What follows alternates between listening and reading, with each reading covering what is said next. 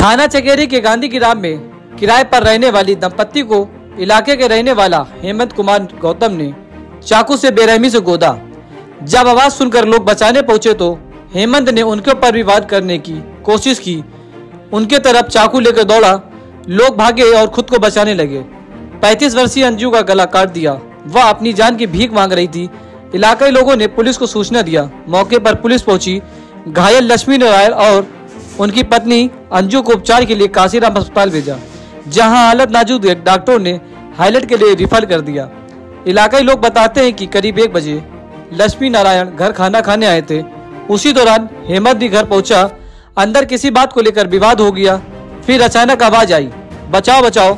जब तक लोग अंदर पहुंचे तो अंदर खौफनाक मंजर था। दोनों लहूलुहान थे। एक किराएदार के भी चोट लगी है। मौके पर पुलिस पहुंची, फॉरेंसिक टीम पहुंची। फिलहाल पुलिस मामले की जांच कर रही है। क्या नाम है आपका? कल्पना दीक्षित। कहाँ की रहने वाली है? जैसे कि अभी जो छुरी चापड़ का मामला है, क्या मामला है पूरा? क्या देखा था आपने? सर हम तो ऊपर थे।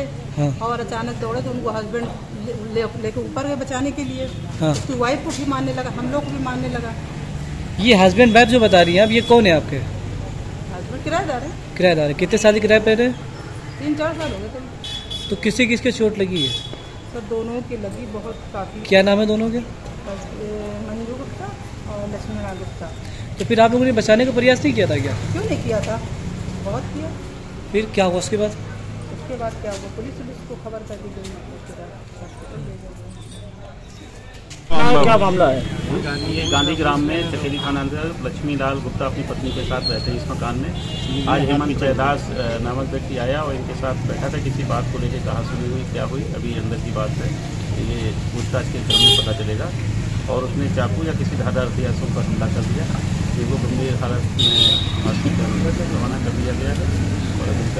और क्या लग रहा है आपको कि मामले में क्या लग रहा है? अब जब तक इनसे पूछताछ नहीं हो जाएगी तब तक सही चीज़ों को सर कोई बयान भी दिया है क्या घायल ने? नहीं, अभी कुछ भी बयान नहीं दिया उसने।